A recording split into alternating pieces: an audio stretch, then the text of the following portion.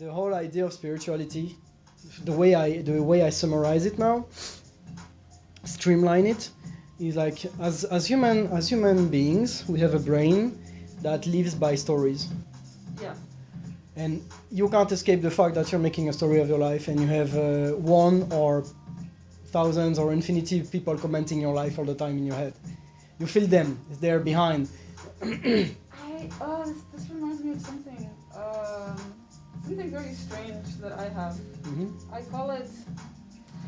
So last year, because of all the isolation, all the holding back, all the keeping myself away from everyone, and it was very much a choice that I could not help but make, just because I looked at the science, I was scared, and I was like, okay, this is one of my biggest fears. Like, I'm going to try to be as free as I can, but I know that for this particular period of time, I'm sort of stuck. To be what? As? I wanted to be free Uh-huh. from the whole situation, but I knew that this was one of my biggest fears, and I knew the science, and I looked All at right, the stuff, okay. so I was like I could try to be free, but like I would just be tense and it wouldn't be right. So I was like, you know what? I'm gonna wait for the vaccine situation, all this to be over, and then I can go back to myself. So it was like this forced pause. And what happened was, before then I was living a life that I would call, it drew the eyes, basically. Like when I'm doing things right in my life, it's like I have their eyes. Yeah, you shine. Yeah, their eyes on me. Of course, you become And- more radiant because you're aligned with the flow of life. Yes. And then in this situation, it was like the eyes were away from me. And now they're turning back. And it's just like, okay, so if I'm doing things right, then I feel that whatever it is, looking at me.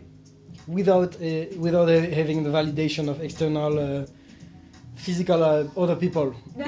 This is just like a feeling. It's like, Yeah, this is what I mean. Yeah, like And this is the process of healing that we do. It's like we learn to become one Yes. whole, entier, one. And as we do so, we remove the apparent needs for validation that we put on outside appearance, and we make it internal now. Yeah. So it's at the same time it's discovering and nurturing the infinite value that we have just by being alive, just by being life. Yes. Not even by being alive, by being life. And this deserves the utmost respect and adoration. Yeah. And when you do this process of learning how to love your experience and to feel it with this is in my last video I said that love stands, the acronym, when I asked my intuition what is love, say is the light of vitality expressed. Yes. And because the more you align with life, the more this scientifically measurable shining light that all living tissues emit get even stronger and stronger and stronger. So not everybody can perceive it through the senses, but it is real, and you feel it. It's like people are watching you, and I think that's also like this vision that I had in my deep experience that I had just before you came. I got this visualization that we are baby gods. Yeah. We are baby gods put in a how do you call that? A cradle? Yes. Yes, like you're put in a cradle and you have adult beings coming at you and giving you some toys for you to grow your skills. And you may like some and you may hate some, and you think that and then you create whole stories in your head, and you get stuck on the stories until you understand eventually that the universe is here to moment by moment guide you to your highest evolution ever. And this is why the Papa and Mama gods it's like our brothers and sisters on the other side that we just know they're watching, the angels, there's creatures, entities. This is who we will become, but with full memory and remembrance of who we thought we were in the past as well. Yeah. So it's full integration of the ego, and say it's the ascension technically, because you get born in the other side, and that's hollow and that doesn't need that you have to die anymore, because this is the new paradigm. This is where we're coming, and even the white magicians, Matt Khan, they're talking about it. Like we don't need to die anymore in order to have those back and forth of data from this server to the other one. Yeah. Because when you grow up enough, you have to tether yourself to the next server, and then the transmission can move freely, and you don't even have to die. So this is where we're coming, and that will be manifested because it always has to be manifested in a coherent story. That will mostly be manifested through the advance in technology and the fact that we have better vaccines now and better medicines, and so you can go backward like this, and you know that you're. It's not blossoming. Well, your birth. You know that your birth as a absolute self-realized divinity, and validated with other expression of yourself at other divinities as well. So other gods, other entities. So your birth into that next state is guaranteed. So you tether yourself to what I call the golden path. And if you accept that and you embrace, it's like an invitation, an invocation. You say, yes, it's done. There is a point in the simulation where I'm born, I'm out, so I can just let the flow in. And if you do that, you can move backward in your memory if you have some hard stuff to let go of or to heal. And you have to acknowledge that it couldn't have happened any other way for you to have this moment of awakening if it hasn't unfolded that way in the past. Yeah. And then you embrace all your traumas and all the bad stuff, all that ever like impose you those bad conditioning, and you transmit it because there is nothing even to forgive, because it was for your highest interest already, as a playground for focused awareness. This whole like tethering myself situation to the golden path, in a way, because of the game, it's really strange because it's like I said, like it hit a bunch of points, but also the main character is like a stronger version. Remind me the name of the game, excuse me. Assassin's Creed Odyssey. All right. And for me, it's a big deal because it's Greece. And Yeah. And the whole like the bits of my childhood that I've sort of repressed and put into that culture, that language, sort of have started coming out. That's amazing. And so like I'm starting to try to learn Greek again. I'm starting to have memories of like my grandfather who passed away. Like there are certain words that like I speak them, and then it's just this wave of emotion that goes through me. That is fantastic. This is how video games can be therapeutic. Yeah. They can really be a tool in your journey more than, because they're like good ones. I mean, I guess those triple A's, like there are stories also, and it's up to you. You can tether yourself to horror stories, or you can tether yourself to a story of heroism and beauty and nobility and romanticism, and you just play with whatever the frequency you want to tune yourself. So that's amazing. And actually, you made me remember now. I remember I had much more out-of-body experience or dreams, like when I used to play first-person shooters, like lucid dreams. I had more lucid dreams because it put you in this state of dissociation. It's like I'm the experiencer. Yeah, that's true. I'm not the experience. Well, anything you perceive anyway is always the furthest that the universe has ever been in our singular experience anyway. It's true. So you can have no other choice but to eventually understand who you are, because you can't ungrow. You can only grow. It comes with the cost of entropy. Yeah. But there's also a very strong extropic force that you can tap into. This is what the mystics refer to, the black sun or the central sun or the Father or the Holy Ghost, I don't know. It's like this, boop, this valve. You pop it and it's burst of energy, of extropic energy. It's actually the archetype of Lucifer. Like you bring with the light and say, "There's darkness there. Okay, let's improve that." Boom.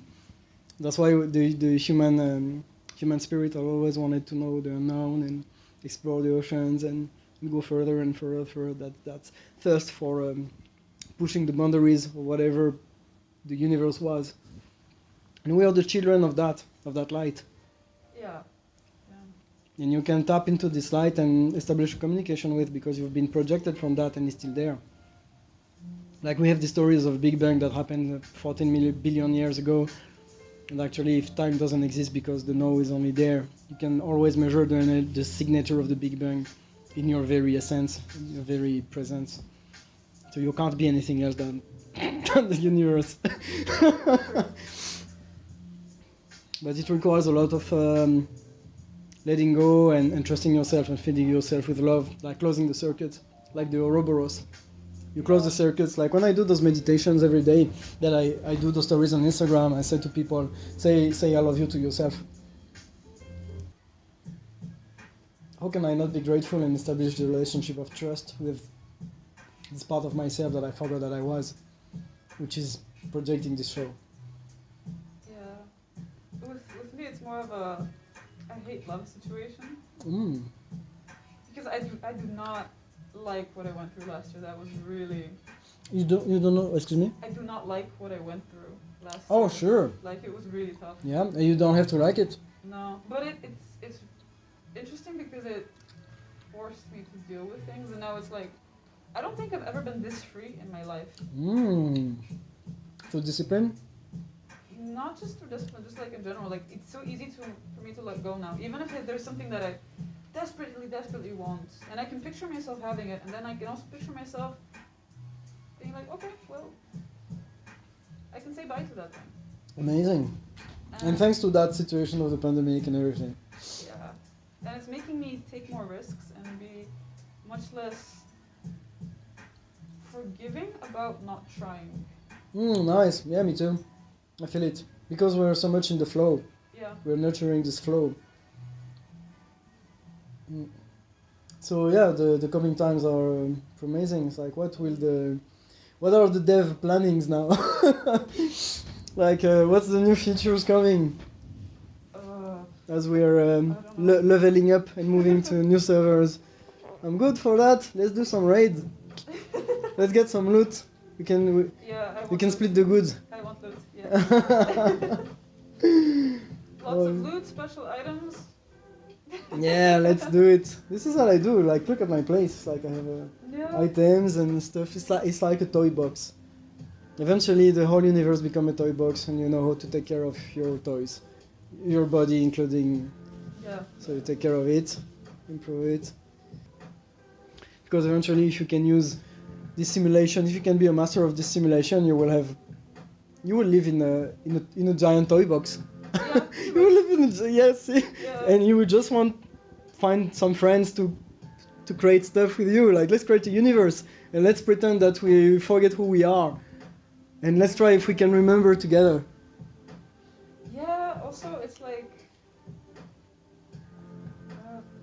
I was actually thinking about this recently. How with video games, with TV, with even books, like, I feel like humanity as a whole we've always loved stories, but now we can live in them so much more than before.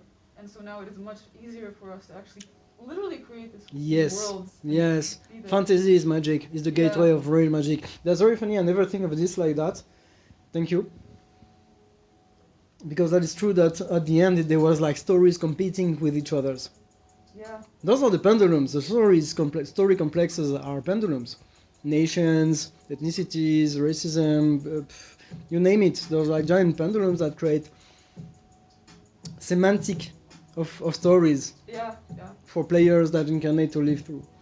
At the beginning, there was the word. There was one word. But then there is a fucking song that came out of that. And all those different stories, they were competing on each other. It's a fight for survival for the stories. This is the stories of the pendulum. Yeah. It's like it's the science, quote of memetics. It's like there are patterns of information that have evolved as we have evolved biologically, and we have established a symbiosis relationship with them. There are some stories that might help you survive, and then help your biological missions. And for so long, spirituality has been defined as dropping the story, like blank mind, point blank, empty your brain, and drop the story and see what happened. It's a pretty good, it's a pretty good call. I mean, I do it a lot, but now I came under the understanding, which may change, obviously, that the only practice of silencing the mind is just in order to acknowledge that this is not what you are, first. And also that you can establish orientation to it. You might not have 100% control of your thoughts, of your experience, but you can. Comes to me the word cybernetic, like in the old Greek, like just Yeah. sailing. You sail the flow of energy. And this is what I say, this growing up and this simulation is a training ground for focused awareness, which obviously I'm losing a little bit those last few minutes. Because when you do that, it's like, you can't, we're not in a game where everything is so slow, so in order to like materialize something with snapping a finger, it doesn't play out to the parameter of this game. Yeah. So only things we can do is to hold on the frames, like you tether yourself to a narrative that will be the most victorious. Actually, that's the victorious story. Is the golden path. It sounds very Christic somewhat as well. It's like the redemptive story. How can you seize the fight of all those pendulums that have tried to survive and find the underlying stories that will embrace them all? And this is inclusive magic. This is awareness magic. Everything is here is my dream to serve me. The more inclusive you are, the more you dissolve the need for pendulums to fight, and the more pleasant your experience become. Sure. So once again, fucking Beatles, they were right. Love is all you need. And I always hated it. Fucking hippies. Oh, that's so funny. Yeah, but it's sort of true. Like I've had it with. So okay, my biggest struggle the past year was being productive, because I was like, okay, if I'm in this tough situation, I might as well put it to use. But the more that I tried doing that, the worse that it got. The more I couldn't do stuff because it was like I was drained. And now that it's coming to a point where, you know, I'm letting that go, and I'm focusing on this feeling, which I get through the music, I get through the game, I get through... Yeah, your intuition is guiding you. Yeah, and also through the very anticipation of, you know, being free. But all of that, it's just like, it's filling me up with this feeling of love and joy and happiness. Yes. It's basically like being in love, but it's not directed towards somebody. No, it's with yourself. Yeah, and it's very confusing and very frustrating because you're just like, but I like this feeling. Shouldn't it be towards somebody? How do you keep this? Yeah, it's like, yeah, I know. It's like you catch yourself. It's like, I shouldn't be that happy right here, right now. Exactly. But I noticed that, like, because of this, these good things are happening, and they don't. Of course. They don't require this, you know, huge force. Yeah. No. Power versus force. Sure. Yeah. Sure. And yeah. It's exactly what I and I think that a lot of the friends that were there yesterday they could relate as well. Absolutely, like we're learning how to become more of the true self, and we can trust that and let go and love and oh wow, Yeah. that's unconditional love. The problem was that we thought that it was something we have to do, and not something we had to connect with. Yeah. That's why it was we stayed in loop so long in our destructive behaviors and thought patterns and situations and relationships because we never allowed ourselves to be really happy. We have to just admit it. Yeah, it's something that it's insane, and I will never say to someone who is in depression. But ultimately, once you reach the state of healing that you and I are, like I said, yeah, that was true. It's like I was just trapped in stories, and I didn't find the underlying stories that would be able to redempt myself from those stories. And that's why the whole myth of the saviors and the Messiah and everything, this is literal. This is it. Yeah. It's like there's a story that going to dissolve all my karma, all the stuff that, all the stories that I can't deal with it. Yeah. And it's my fascination at the moment. I want to explore that. This relationship between magic, storytelling, art, and I want to do my best to be that's my dedication. I really want to be a better channel of that energy that you feel as well, and that is it's the only way we can shine down the light of heaven on earth. Yeah, true. So it's like it's what they call being of service. And I always hated this because I was like, oh, fuck that shit. I've been raised in a Jehovah's Witness Christian cults, like where basically you have to downgrade yourself as a worm in order to worship an external god. See, so you create authority. That was the thing. It's like I was nothing without Jesus Christ. And so that's normal that my magic leads me to service to self. So black magic's like, how can I have the stuff I want? And once again, when I did say black magic, it's like I never killed any animal, never did something unethical, except this I told you. But black magic's like I have desires and I'm gonna make them happen one way or another, according to my morals. But they're gonna happen, fuck. And then this is a path that was interesting, but it plays out with the stories that requires you to gather power because you always come with that sense of importance that you need to counterbalance. Because I really want it. So you have so much emotional charge that implies that if I don't have it, I'm not happy now.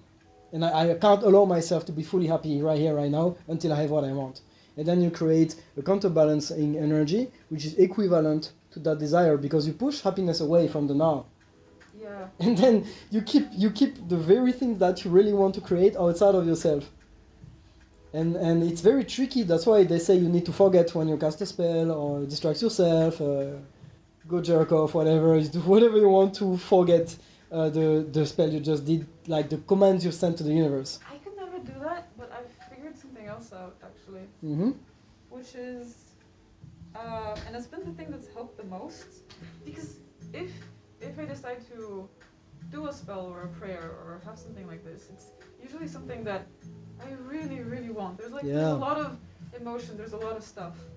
And so the best thing that I found was to just imagine the larger me inside and beyond me, and just put full trust in that and be like, okay, you have it, or I have it, but like it's easier to just think of it as a not me. Mm-hmm. And that's taken care of. And every single time that I have doubt, I just remember that sort of presence that is me beyond myself. Mm-hmm.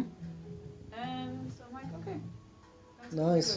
good. Nice. And this is the only thing that I found that works, because forgetting, letting go, and like the other sense, I can't. Yeah, right. do it. Absolutely. And this is a trick given in reality transurfing as well. Like imagine the universe is like you have a guardian angel that takes care of your. You have a personal assistant for the video game. Pretty much, yes. This is great. This is a very smart way to release importance. And this is what I did with my goddess. I know, yeah, sure. Because she's been all my relationship with women. I mean sentimental, sexual relationship, even like hookups. They're a vibration from her. They're a gift from her. So I give them the love as I would have given it to my goddess. It doesn't mean that we will meet again or but it's like I do my best to shine as strong as I can in that expression with this dance we can have. But so yeah, my goddess was like this buffer in between me and myself and the universe. And it feels like I'm slowly unraveling even this concept. And that's why my goddess has been less and less present those last days. And even Neven, I invited him and he felt, it's like, where is I now? No, I don't know. It's like, but I feel great. I think she's good. Because this is what they want to teach us. How can we accept right here, right now to be fully happy? And I even dropped the stories of like, I don't even do manifestation, like visualization and everything in order to have stuff happening. I just live in a flow where I know that anything that will happen will be the best, and I don't even have to put energy into that. And because I save so much energy by not sending requests to the universe, I'm fully open to receive all the gifts that it has waited to deliver onto me. It's like the moment I'm gonna say, it's okay, I have everything I need, thank you, everything arrives. True, yeah. Because we never say thank you to the experience. So we've been pushing back, like you're becoming like you create a misunderstanding relationship with your waiter in a restaurant. Yeah. And you bring your stuff, say no, this is not, and then you can have the tension heating up, or you can just unwind, relax, take a breath, and say Let's try to have a clear communication. You know, this is who I am. I don't eat meat. Say, oh, okay, I'm very sorry. We're gonna prepare you a specialty just for you, and you're gonna be sure that all the kitchen, because you have give all the trust. You say, it's all right, dude. Sorry, it was my fault. Do your thing, please. And then they give you the masterpiece. they deliver you the masterpiece of your destiny. So we've been waiting for you a masterpiece of a destiny, but you've been rejecting it by constantly asking us the stuff you want instead of the stuff that we have prepared for you. Yeah. That's true. And for me, this story it reduces so much importance, and it makes life so much fun, because now my only goal in life is to remind myself this story anytime I would forget it. It's like if I go through an emotional or physical. As I've been through the vaccine, by the way, like I was not good at all. Like for 1 week, I got dizzy, and I caught myself like I could shit my pants. Like the previous Damon could have shit his pants. Like what the fuck's going on? And maybe I would never go back to normal and everything. And I was so aligned with love, with this practice of saying I love you to myself and everything. I was so trustful. Say no, I don't like it. I don't feel good, but it could be for my best interest, because it teaches me also to operate and dissociate and reconnect. So you all make stories that can be helpful for you. That's my only game now.